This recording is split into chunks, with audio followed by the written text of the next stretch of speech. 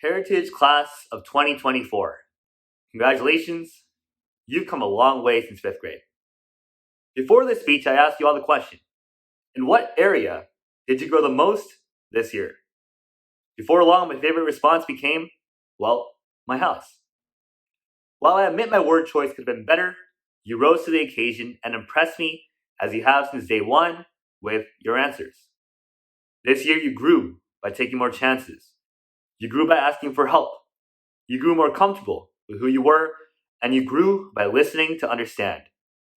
You became more confident, more outspoken, and I quote, less like a doormat.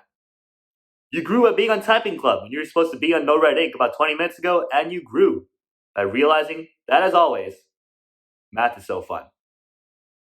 I'm here today for your graduation, to celebrate that growth. So it might surprise some of you that I'm going to talk not just about growth, but also about staying the same.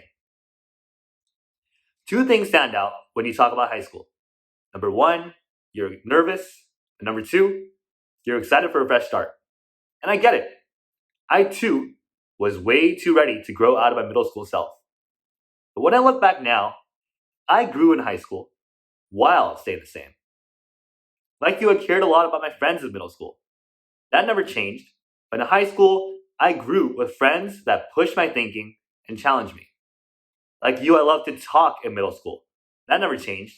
And it came in handy when I edited the school newspaper and led the student council. And like some of you, I was tall in middle school, which did change because that second growth spurt that I was excited for never actually happened. Which tells me that, you don't get everything you want in life. I'm excited for the ways you will grow in high school with new friends and new classes. Some of you might realize that barking like a dog as a form of communication is not the best idea. Others of you might realize that hanging out in the bathrooms can be a little unsanitary. But what I want to leave you with is this: welcome things that change, but hold fast to the things that stay the same. I truly believe that at Heritage, we've watched you grow into some really excellent qualities that I hope you take with you. Here's what your teachers said. Miss Donnelly called you fiery. Miss Para called you empathetic and courageous.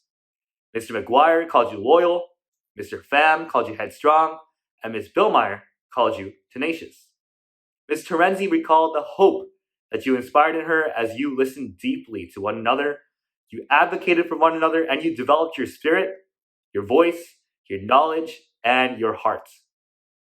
In every circle where you tackled important issues like Black Lives Matter and immigration, in every sports game and performance where you never failed to show up for one another, in every moment where you spoke up for yourselves, we saw you, we were humbled by you, and we learned from you. You are graduating in a scary time. We are sending you off to an uncertain future, and we are entrusting you, demanding of you, and hoping for you to make the change that we need to see in our world. We are sending you off today knowing that our hard work in you was for this reason and this reason alone. You are the future leaders we deserve. So as you go out into the world, I ask you this: as you recreate yourselves, mold yourselves, and build yourselves into better people, I ask that you think of Heritage.